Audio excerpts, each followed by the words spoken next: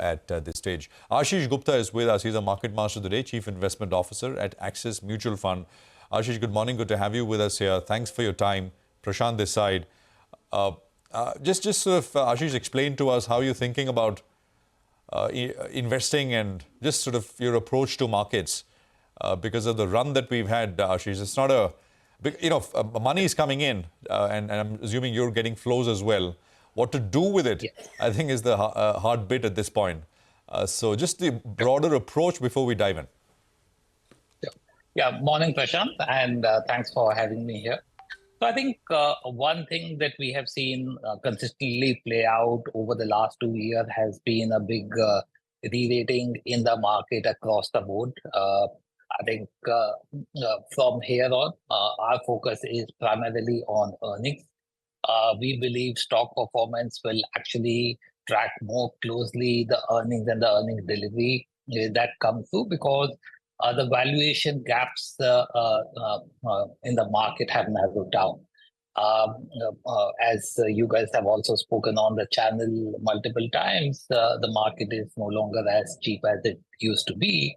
And therefore, we believe companies that miss earnings can have significant risk to them.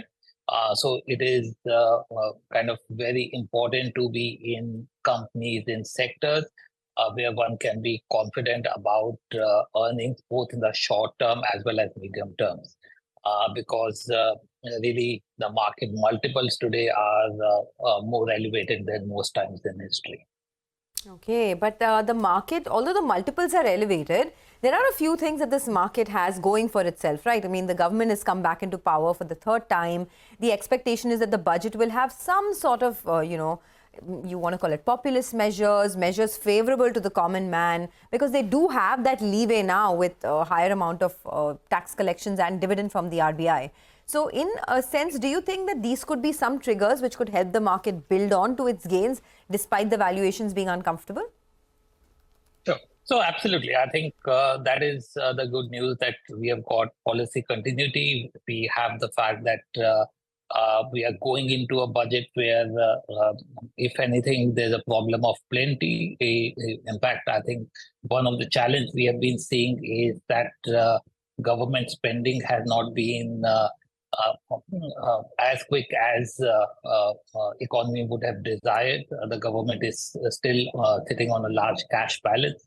And I think post-budget, as this cash balance depletes, the liquidity in the economy will also improve.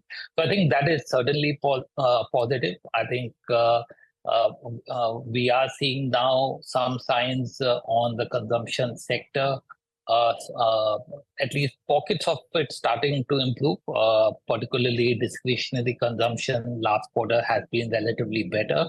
Broader consumption still has not picked up. And expectation is, as government spending picks up, you will see a broader revival in the economy. Having said that, I think we have to be careful, particularly in the shorter term, that the direction of the economy and the direction of the market may not be perfectly correlated. I think over the medium to long term, that correlation holds much stronger than in short term. And I think particularly with the kind of move in the market over the last couple of months that we have seen, we would expect the market to consolidate rather than repeat the kind of price action we have seen in the last 2 months. All right. Hi, Ashish. Good morning and good to see you. When the problem is, I'm looking at some of the portfolio and a lot of big winners were there. CG Power, you've got Sona BLW. Now, that's a very tricky scenario, right? Because some of these stocks, say 15% lower as well, they looked almost fully priced, but they just continue to move up. How are you placed on this broader markets, the mid and the small caps? Because that's where the big money has been made. Do you think it's time to just hold back, sit back a little bit, or would you continue to build on to various positions?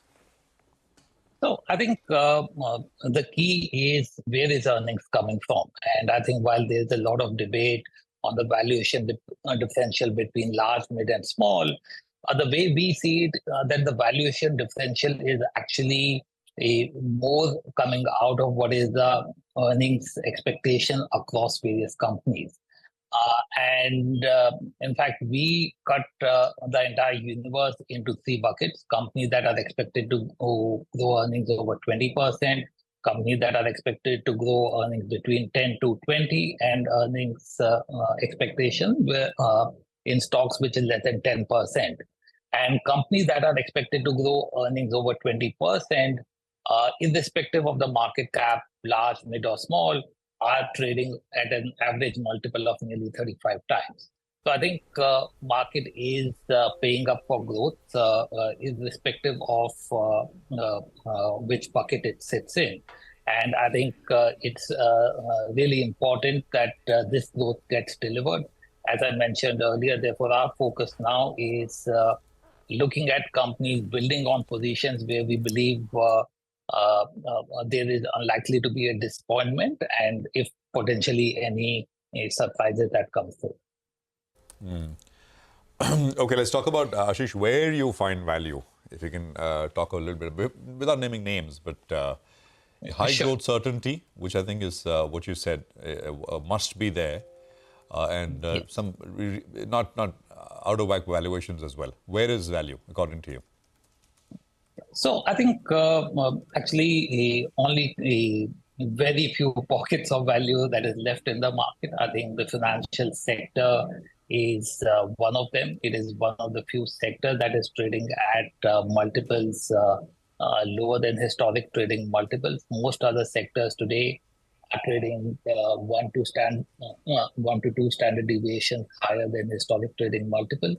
So I think financial is one sector.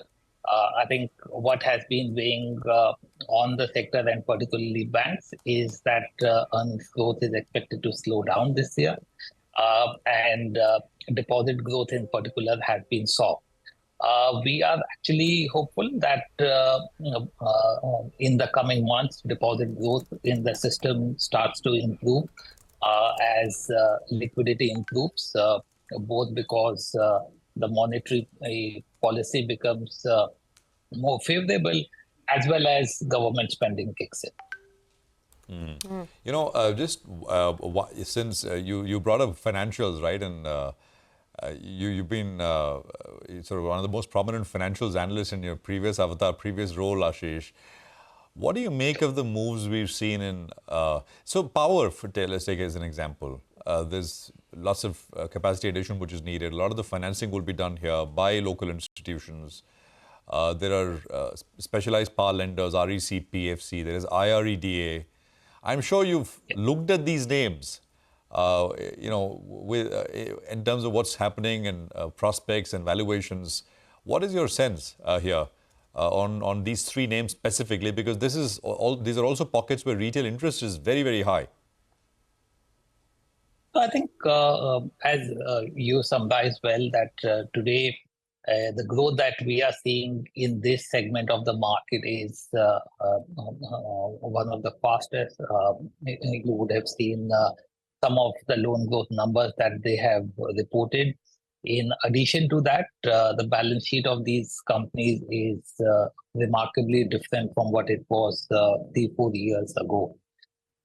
And I think in terms of earnings multiple, these companies are still not very expensive. So I think this is an interesting pocket of the market. I still think there is good growth ahead in these names. But some of these names, the valuations are now at a premium even to private banks, so particularly on a price-to-book basis. So we are really not overweight these names in a material way, but we do have some holdings.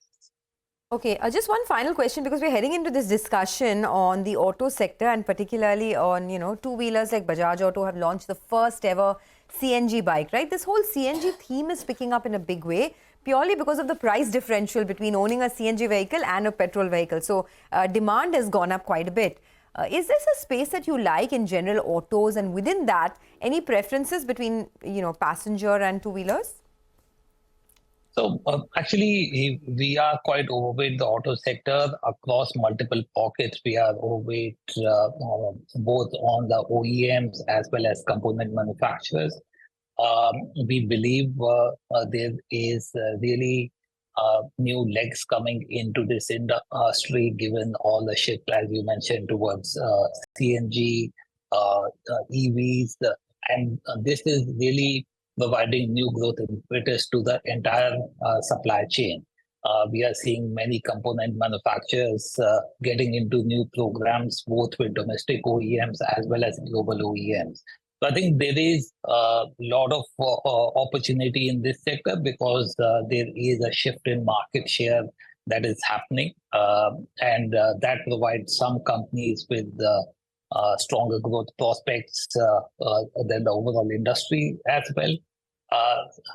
Secondly, I think we are also, as I mentioned, positive on discretionary consumption, and I think this sector plays that theme very well.